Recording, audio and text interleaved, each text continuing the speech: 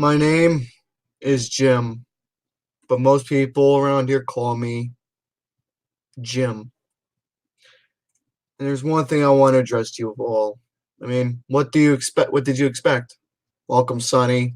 Maybe you make yourself at home. Marry my daughter.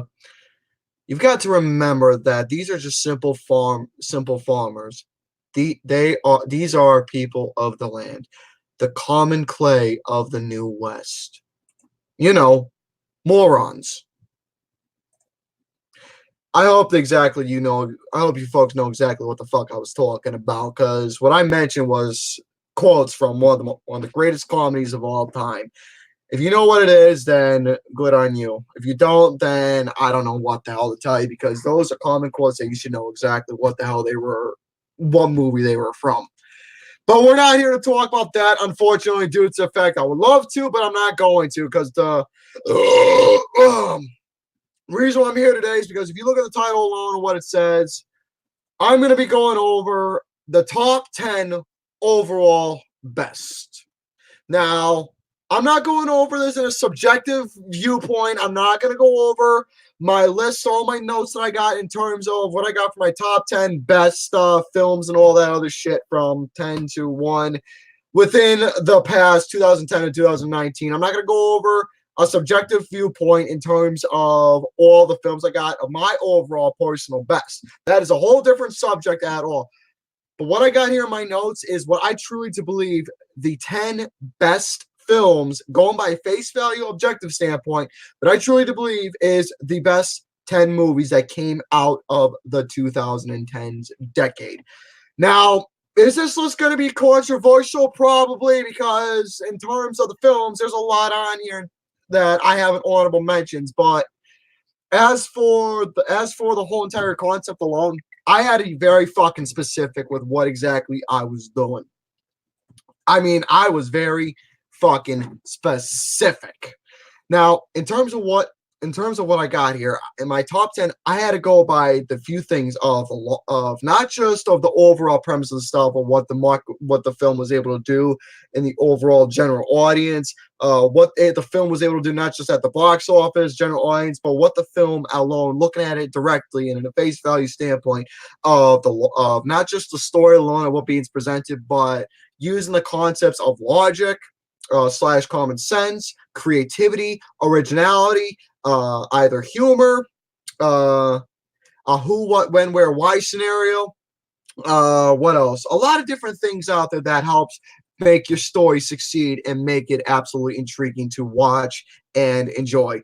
Now, I had to be very fucking specific with a lot of these movies alone, because the thing is, creativity, originality, logic, and entertainment, and well, there's a lot of things I can tell you that I look for. I mean, there's 5 key points. I just named them all, at least the 4 out of the 5 for you. I still can't remember what exactly what the 5 are. It's a thing I like to call the five finger keys of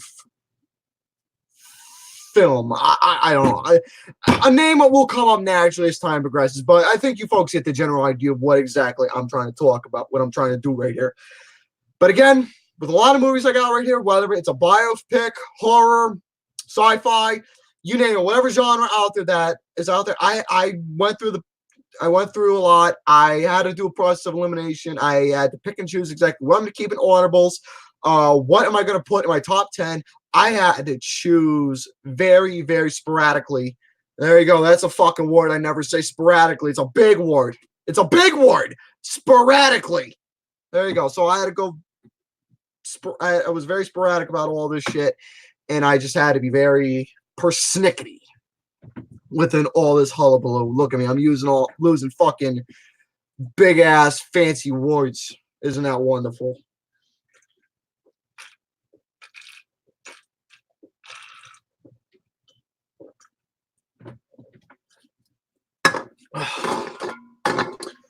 All right, folks. Now, within this particular list, I already know people are going to say, "Oh, Gary, how come you didn't have this one in your top 10? It should have been in your top 10.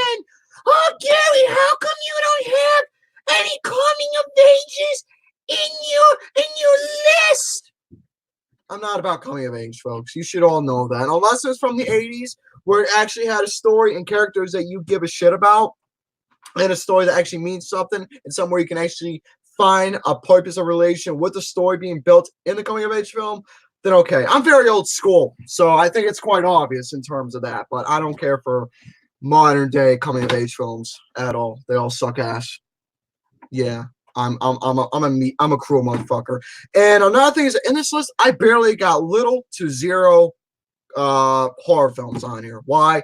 Because the horror genre today, I could go on bitching about how the horror genre had the WWE effect.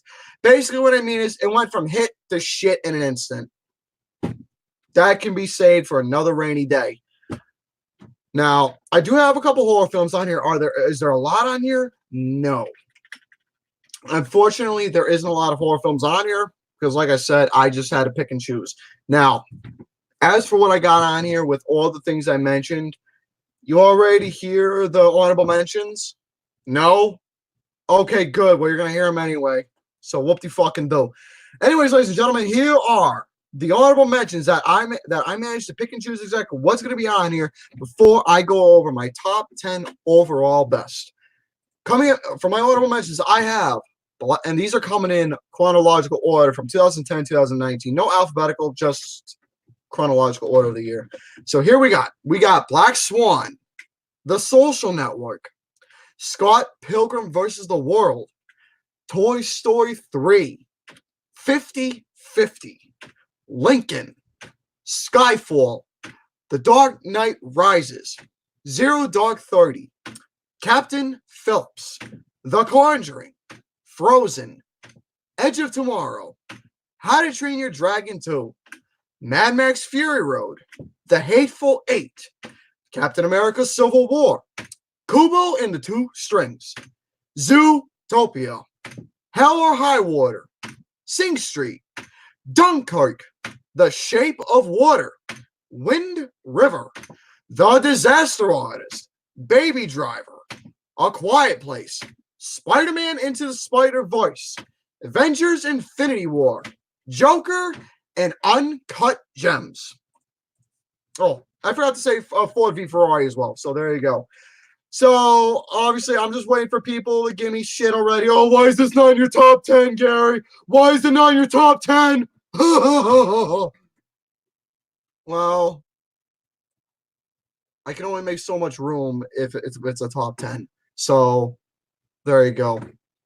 But anyways, ladies and gentlemen, let's start off with the number 10, shall we? All right, coming in at number 10, we're going to start off with the sci-fi genre. This is coming from 2013, and this particular movie alone, this film was something that was out of the ordinary. That this is one of those films where if you want to see something that involves space, time travel continuum, where you're trying to go out on a simple mission, trying to fix certain things and understand certain concepts of what transpires when you're on the moon, but all of a sudden all hell broke loose and it's just a bumpy ride from there. Things get broken up and it's just a matter of time to see exactly how it's going to take, how things are going to be responsible in one person's hands. Oh, by the way, Sandra Bullock, you were incredible in this movie. So my number 10 is Gravity.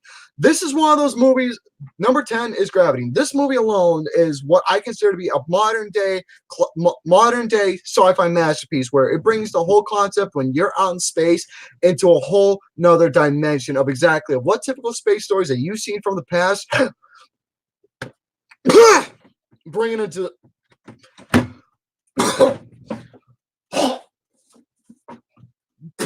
I had a fucking huakaloogie there. That was not planned in this video. I had a huaka fucking loogie there. That was not fucking planned. I was explaining this motherfucker properly. Then all of a sudden, I was joking at a fucking huakaloogie. Wonderful. My fucking video's ruined. All right. Getting back to number 10, Gravity is a film alone where it starts off something basic and it's just a time lapse where things build as it gets better and better and much more intriguing as the film anticipates more and more and more. Because the thing is, it has you on the edge of your seat and it has you wonder exactly how is it going to fall into one woman's hand while everybody else is just in a bunch of trouble. Yeah, the movie itself is it's a fucking incredible. This is one of those, again, modern day space age love song horror space age love song sci-fi films that's out there, and it really keeps you intrigued to what's going to happen. It is a fucking revolutionary to be reckoned with in terms of bringing the sci-fi space time continuum into a new level and genre of action-packed amazement. All right, coming in at number 9, let's get into some animated films. Now, you folks may be wondering, wow, this particular one alone. The thing is, okay, I'll tell you exactly why I have this one here. Because the thing is, this particular movie is dealing with a sensitive subject, not in a bad way, but mostly in a good way, to where you can find not just comfort, but relations to not only to your main character, but also a story that's being played alone to what's happened with all different types of emotions that you as a person feel while actually going on a specific adventure, learning to let go, learning the anger, joy, happiness, sorrow, disgust, whatever it is. I think that's a dead giveaway right there. And learning all the sense of humor is exactly that's adapted, along with having that type of humor being adapted. So this film carries on emotions a lot to you as if you're watching this. And I can't believe the amazement and creative genius that Pixar was able to do for this one. So my number 9 is Inside Out. This movie was just absolutely one of the most incredible and most engaging films to watch in terms of not just with the revolutionary force of animation being involved, that you can see how in time animation was able to adapt, creating such new characters that you can find so much love and enjoyment and be amazed just watching the whole art direction that's been given to the movie alone. And it just puts you in a nice trance. So this movie makes you laugh. It makes you cry. It makes you feel relations. It hits you in the heart. And it makes you, as a person, think exactly yourself what you want to do with your life. I fucking love this movie. I cherish it so much, and it's literally one of the most and even though Pixar alone is an absolute creative company, I love exactly what the hell they were able to do with this and create something ingenious as Inside Out. So there you go. All right, number 8. Let's get to one of my personal 6 out of 5s. But again, I'm not going up with this particular list. I'm not doing my ratings. I'm not doing that at all. Again, if this was more of a subjective type of list, then this would be in the top 4 to 3, whatever, easily. But no, this is a whole different scenario.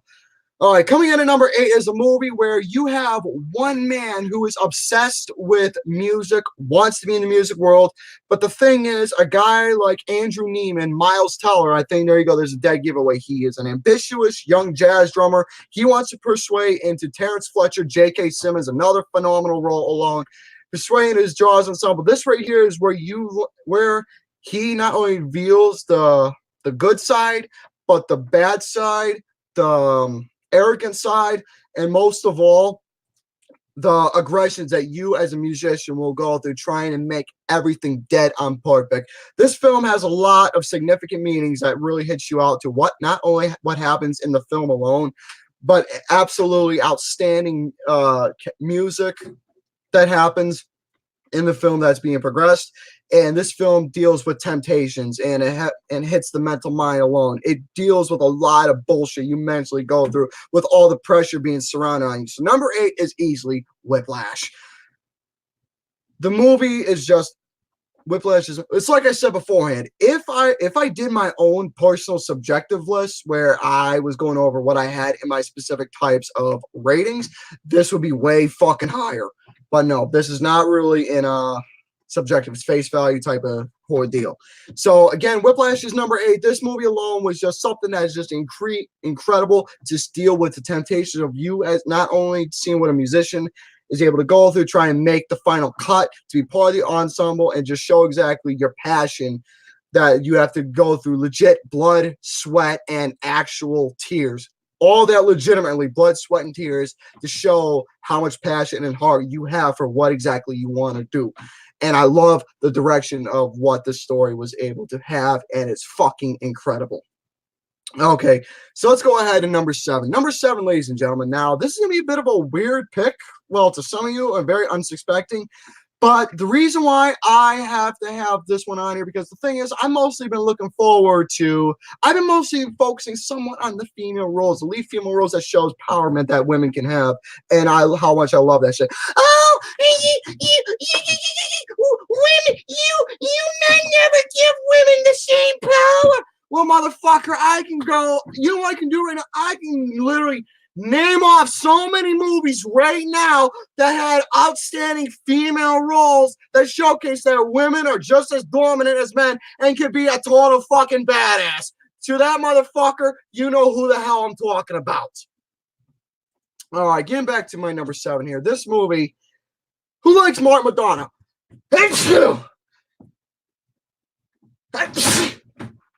You know, I'm trying to do this fucking list properly, but no, I either have to hawk a loogie, or I have to sneeze, or cough.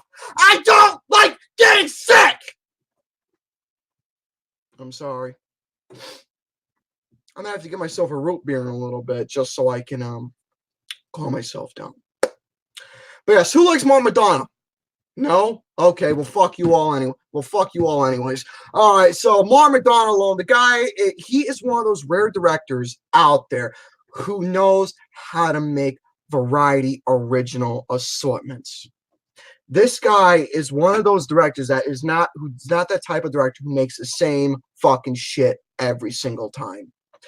This guy, his movies alone, so far within the 4 that he has made, I want to see more of him. With his first short film to the 3 ones that he's got in Burge, 7 Psychopaths, and now this one. This guy has to make more fucking movies because it shows how much ambition he has in terms of the world of cinema and what he's able to bring to the world. How many ideas that he can have. And this is one of those movies alone that really took the buttermilk biscuits itself, and I was so intrigued watching this movie because the movie alone had not just an amazing cast, it had an amazing direction, it had a simple, straightforward plot, it had determination, it had eager, it even had some comedy values, even though that a lot of folks were able to laugh at. For me, I got the comedy parts on my part, but in terms of that, I took it much more as a serious role with how things transpire in the film, and it shows exactly how much one person will go through the odds just to get the answers that one desires, and I absolutely love that.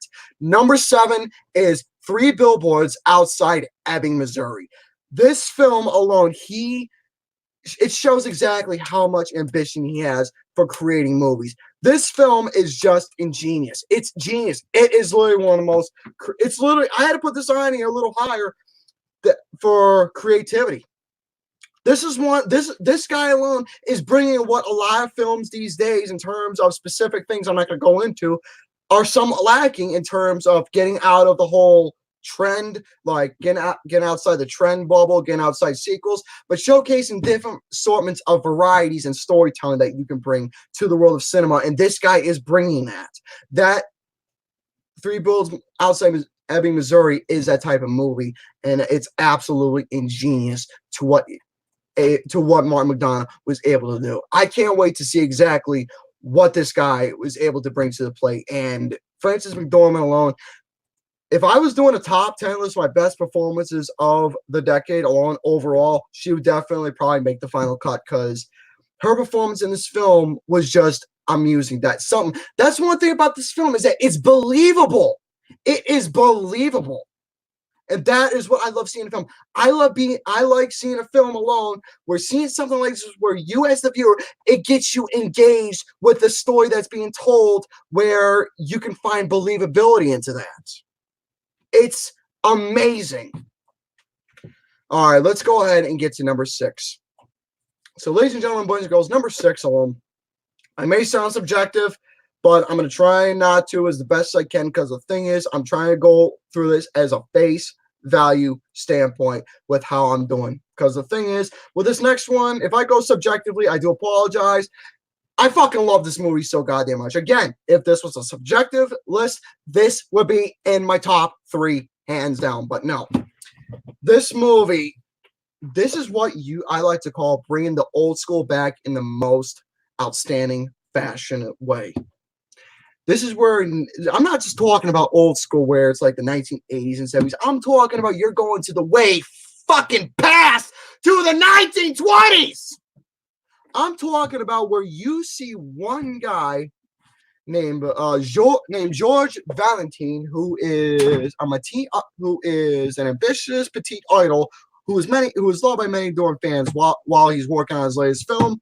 He falls in love with a woman named Cappy Miller, And what's more is that Pepe feels the same way. And as time progresses, not only that, you see a lot of things to inspire with, not just with the art, not just with the whole art direction of what happened, but seeing the old school style of cinema, the old school style of how films were made, the old school trait of storytelling, bring while having that modern day feel about like, oh no, this movie, I don't like silent pictures.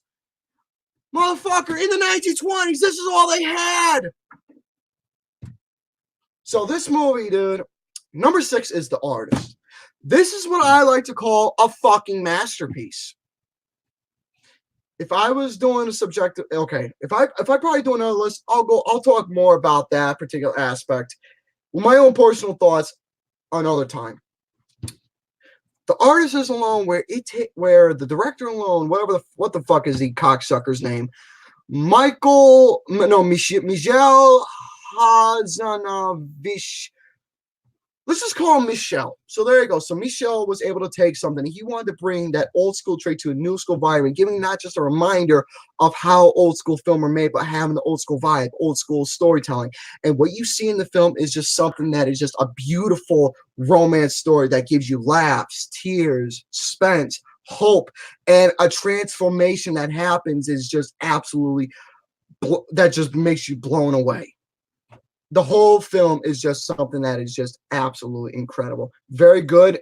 Good is an absolute understatement. This movie, no, good is not the right word. This movie is fucking amazing, fuckers. Amazing.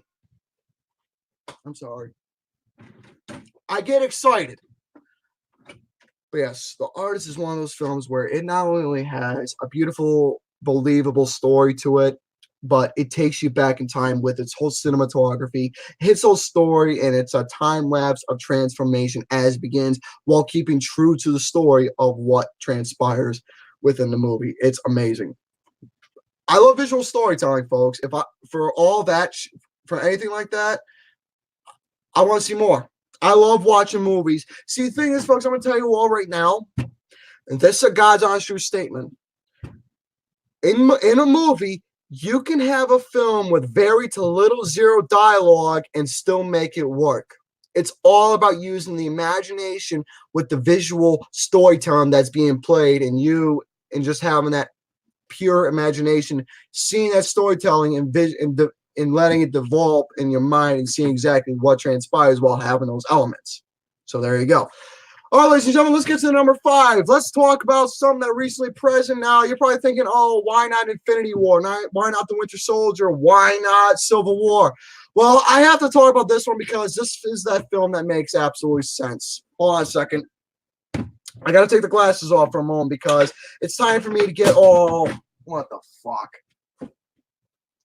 I can give you a bunch of films right now that's just absolutely remarkable storytelling. I can give you something from the 20s. I can give you something from the 30s. Folks, I'm all about silent film. I fucking love silent film. I grew up on that shit. I can give you all a bunch of movies right now that is just absolutely remarkable masterpieces that you should check out. You know what? Fuck it. You know what? Fuck it. I'm going to tell you all right now exactly some movies that you should check out that is some of the most beautiful pieces of art out there in the world. I will give you some right now. The Cabinet of Dr. Caligari, The General, Sunrise, The Tale of Two Humans, The Gold Rush, the Passion of Joan of Arc, Metropolis, which is my all-time personal favorite film ever, Sherlock Jr., The Kid, the original Ben-Hur, The Jazz Singer. There you go. I just gave you a bunch of movies right now that you good folks can check out as you damn well please. That is just pure, beautiful, cinematic masterpieces. There you go. I just gave you a bunch of them right now, but what the fuck do I know? I'm being an asshole, but that's okay because I am one.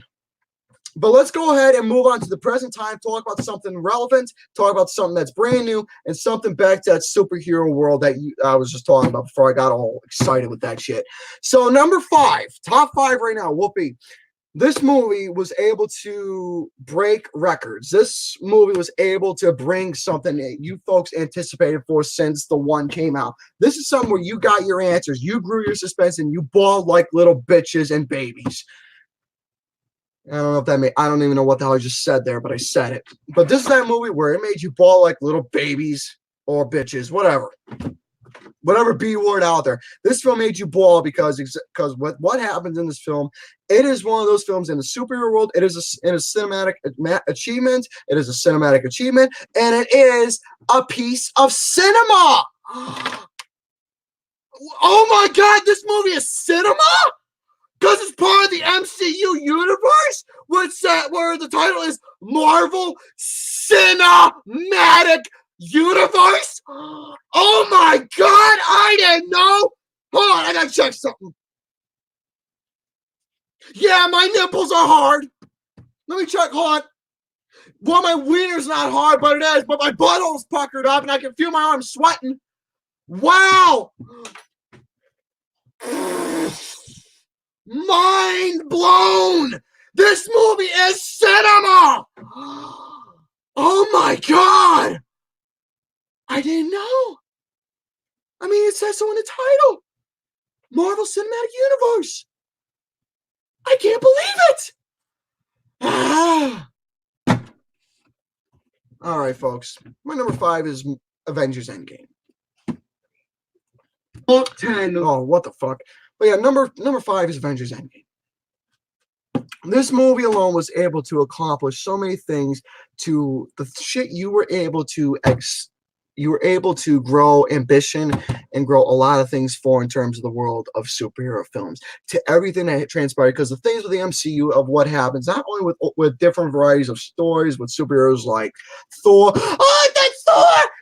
He had no relevance to why he was fat. This movie was offensive to women. Yeah, you know who the hell I'm talking about. You know what I'm talking about. You know exactly what I'm talking about. Yeah, reasons like that. All right. But getting back to the story, this movie alone had so much rhyme and reason to it. After a catastrophe that transpired, there's another big word for you all. Catastrophe. Yeah, there you fucking go. I said another big word, catastrophe. We're being really fucking fancy today. So, with this movie alone, there were so many things that you wanted to see and grew lots of what ifs and different varieties of things that you wanted for what you wanted to see in this film. Some of them were unexpected, some of them were expecting, but the way that it had the way the execution was developed, it was ingenious. And the Russo brothers today, for them being a duo, these guys are these two are the best directors in terms of duo partnership working today, not just relatives, but duos, whatever you name it. These guys were able to give a highlight of a absolute masterpiece in this particular decade alone in the world of cinema, and end that particular phase of superhero bullshit nonsense in the most amazing way that I don't give a shit about anymore. So there you go. There you go. I was being an asshole while being honest. So there you go. I can make it work both ways. Just like how I like to fuck a Asian transgender woman. Don't mind me, folks. All right, let's get to number 4. Fuck, fuckity, fuck. That's a lot of fucking going on, I know, but you know what? That's okay. It's for a reason. Because you know what, folks? If you want to know why I'm acting so bizarre, I'll tell you exactly why. I took some Quaaludes earlier, and you want to know what happened when I took those Quaaludes?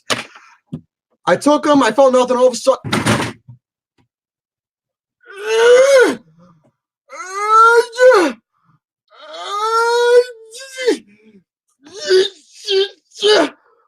Listen, pick up the phone. Pick up the phone.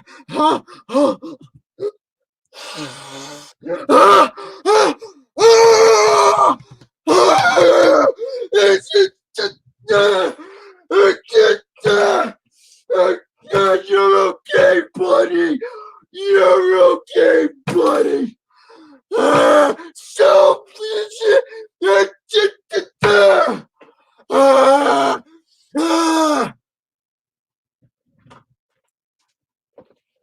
oh my God. So, number 4, folks, this movie was unintentionally hilarious. This movie was just an absolute outstanding piece of awesomeness. This is where a guy in 1987, a guy named Jordan Belfort, was able to take his job to a whole nother level. He wanted to turn shit around. He was sick and tired of how things were able to go in the world of how his business is going. He wanted to turn things around. He wants to make things different. He wants to become in charge. He wants to be the fucking man. He wants to do everything his way, the right way. But obviously, there comes consequences. There's the sex, drugs, and rock and roll and thrills. And of course, the dream police have to get on his ass about it. So I'm not fucking leaving. The show goes on. You have to send in a fucking wrecking ball to kick me out because I ain't going nowhere. No, fuck them. Oh, oh, oh, oh, oh, oh, ah, oh, oh, oh, oh. Look at my fucking, look at my chest right now. It's beat red.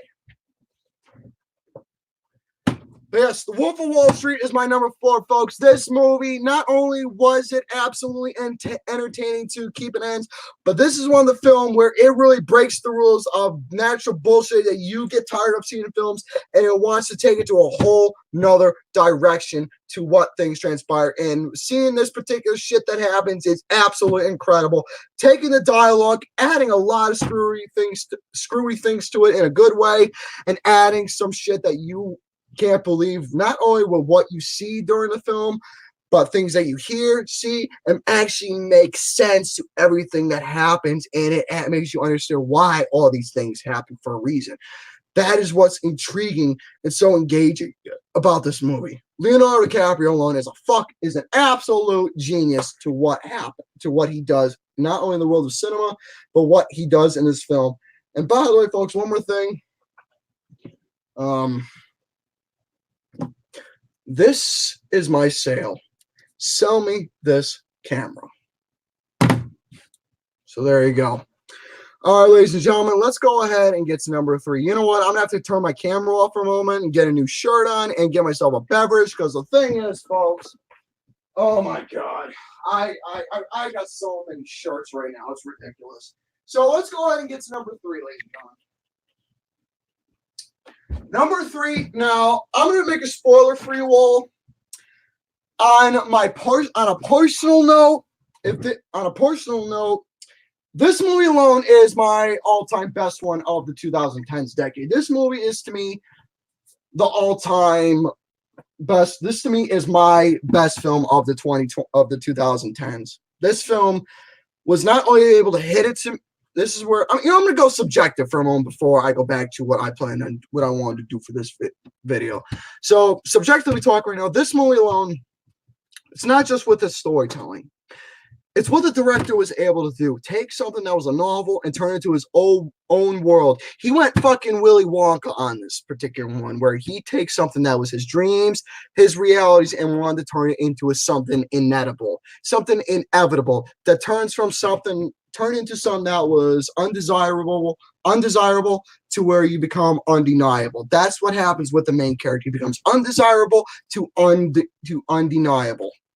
And how it transpires with the current recent events, with each things that transpire in this movie, is just something that is just absolutely incredible. Not just with what the Easter eggs are in this film, but it all makes sense and plays in factor why this film makes sense.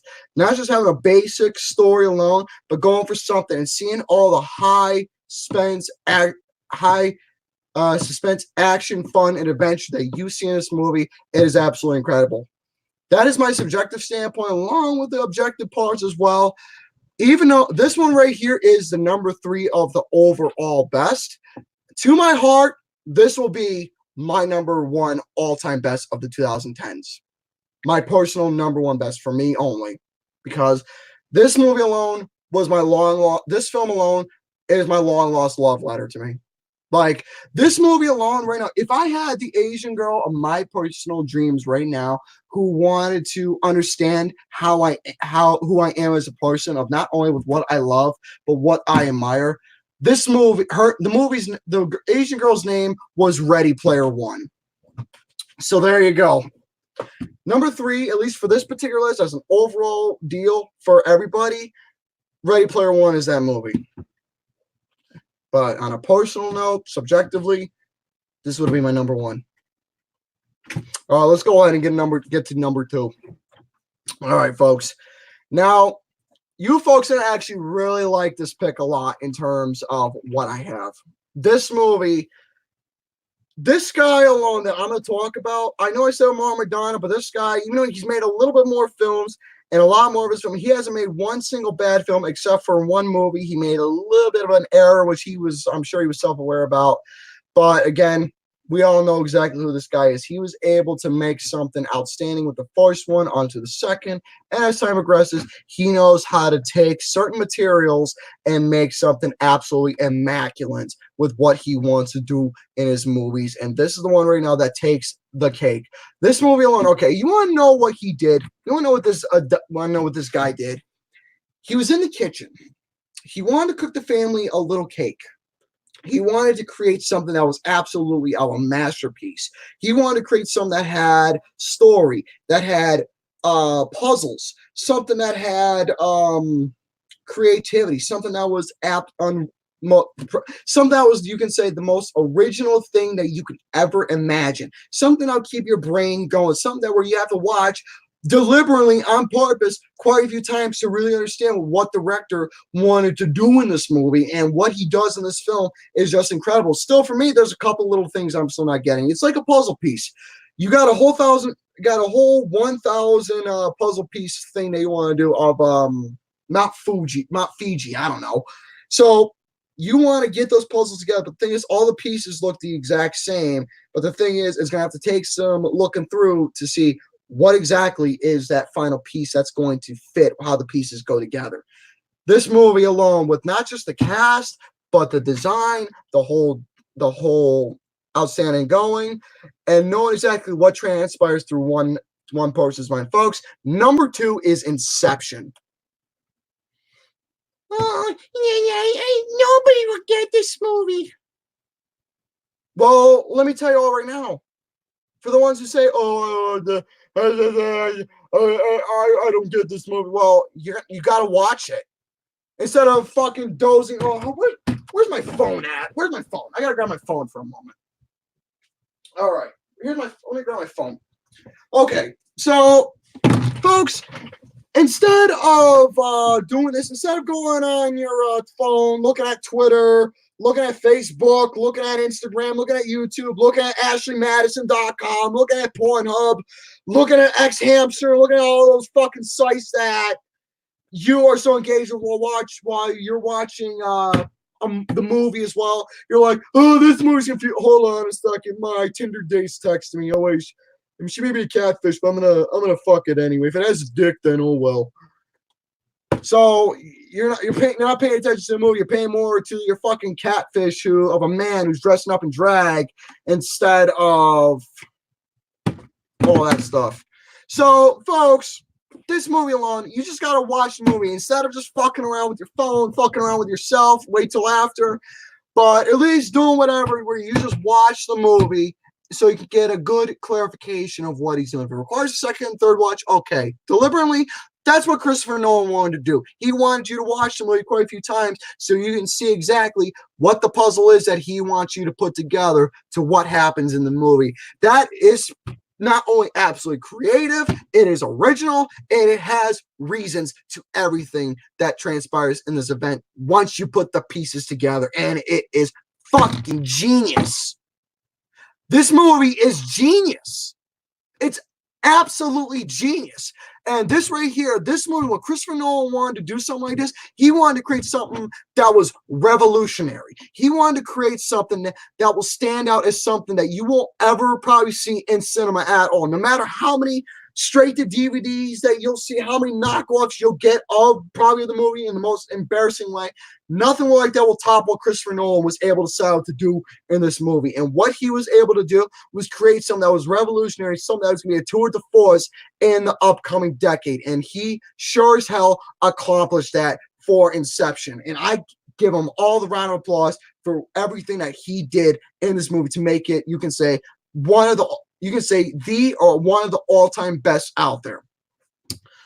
All right, let's get to number one, ladies and gentlemen. Number one. Now, I'm gonna mention the Silence of the Lambs real quick because I was watching that last night. Then afterwards, I went on to watch this movie alone, just to rewatch it, so I can, well, you can technically say, get an Anthony Hopkins type vibe, but with a little different aspect to it. Because the thing is, if you haven't seen Silence of the Lambs, then I'm not gonna say well, I mean, I could say shame on you, but that's just being too much of an asshole. All I can say is you're not missing out. The movie's on DVD. The movie's on VHS. The movie is on Blu-ray, Steelbook. For all you folks out there who love collecting shit, go ahead and buy the same fucking movie on how many copies. Go ahead, get on Blu-ray, get it on Steelbook, get it on whatever you want. It's like, basically get the same fucking movie on different platforms, all because it's different quality. Whoop-de-fucking-do, I don't care. I want to watch the movie anyway because of how genius it is. Not because of the fucking quality. That's 4K, 2K, FK, 10K, fuck you, asshole, dick shit, I love tits. I don't like any of you. There you go. It's the same fucking movie. Buy one copy. There you go. So, Silence of the Lambs is a movie that is just, it's a masterpiece. You will never get another film like that where you see someone like Anthony Hopkins who plays as Dr. Hannibal Lecter. The thing is, he was so fucking good in this movie. I mean, he was good. See, one thing you want to be engaged with the movie is that not just of the little things, but in terms of the roles of how they are casted. You want to be engaged. You want to be taken in by the role. You either want to be, no matter what genres, you want to be engaged. Either laugh, get serious, or you can say, oh, I don't want to fuck around with any of them. This is that type of role where Anthony Hopkins is Hannibal Lecter. You don't want to fuck. You don't want to fuck around with him, because the thing is with Hannibal Lecter, the guy is so goddamn calm. I mean, he is so calm, cool, and collected that it is absolutely amazing to see. And he really makes, and it's really believable as well. Oh, by the way, for you all know, I think this movie was a prequel. It was a film called Red Dragon. It came out in 2002. The movie's called Red Dragon, and surprisingly enough, when I saw that, it was actually not bad. I was very surprised. I was very surprised exactly to how this film transpired, and I couldn't believe it. I was very engaged. So this movie, so Red Dragon was just something that was just intriguing, but we're not here to talk about Red Dragon. So anyways, after I watched Silence of the Lambs, I went to go watch this one because the thing is, I had an epiphany with this movie. The epiphany is that when I was watching this particular actor alone, not only did I get vibes of him, but it was just a whole nother dimension with the whole direction, the movie alone, with what it set out to do. But the guy was so fucking good. This guy alone is my actor for the whole 2010s. I mean, he is. He's my director of the director. He's my actor in terms of this performance. He's my best performance of the 2010s. This guy alone was just absolutely intriguing, to say the least, and I absolutely loved this guy's role because I was so into it. I was so engaged. I got so involved. And folks at home, for you who haven't even seen this movie yet, you gotta just watch it because you will be surprised with how things turn out. This is a movie where I can say you just got to go in blind and not just know a fucking thing. I mean, I'm not even going to explain the plot for you all. Why? Because this is a movie where, even though it's been out since 2014, I don't even want to spoil them, because this is a movie that you got to go in blind and see exactly the absolute pure amazement of what happens. And I'm just absolutely admired to what's transpired. I couldn't believe it. So after getting vibes, even though with Silence of the Lambs, but after seeing this is one of those rare special occasions where no matter what film you see, this is a film where it's like, you know what, this is a fucking contender. This is an award winner right here. This movie, not just for his role, this movie,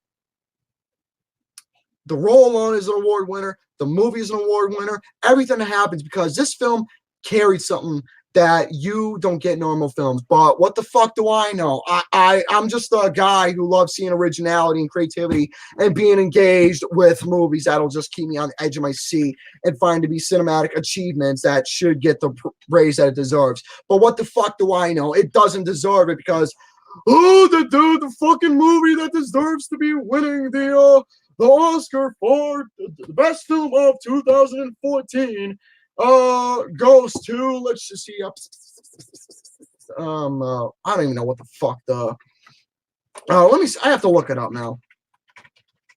What the fuck was it?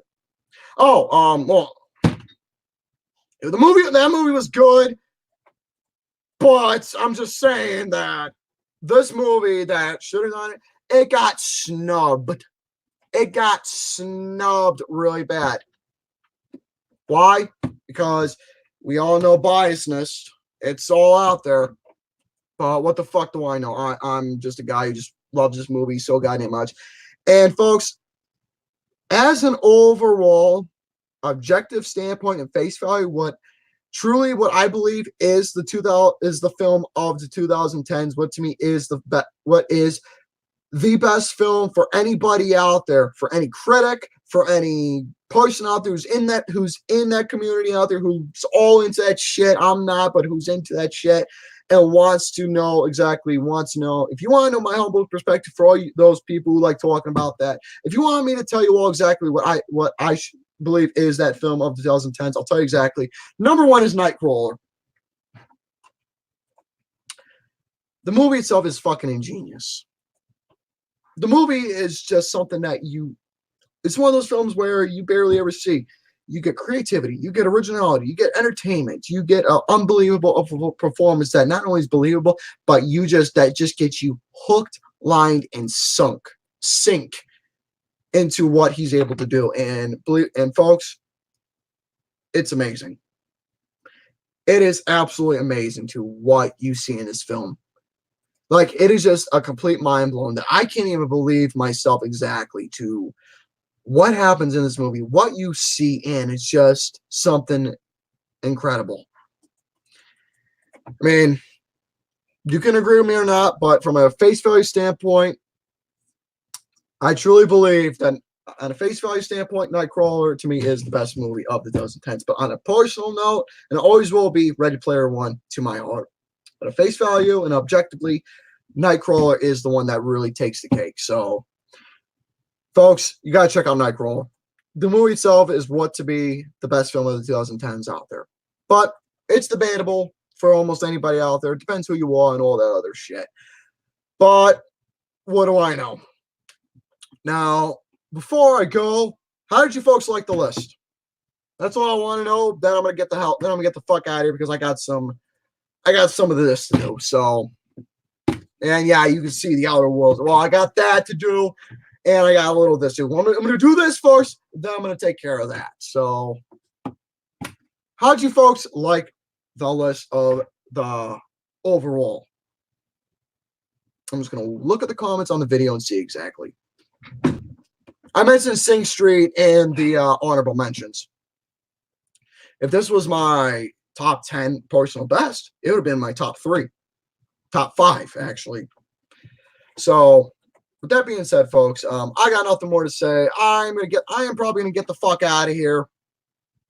I got nothing else to do right now except fucking jerk my gherkin to a pair of titties and all that other shit because I got nothing else to do right now. So, ladies and gentlemen, boys and holy fucking ballsack, Jesus H. Criminy, Christmas and dancing ponies and all that other shit. So, I'm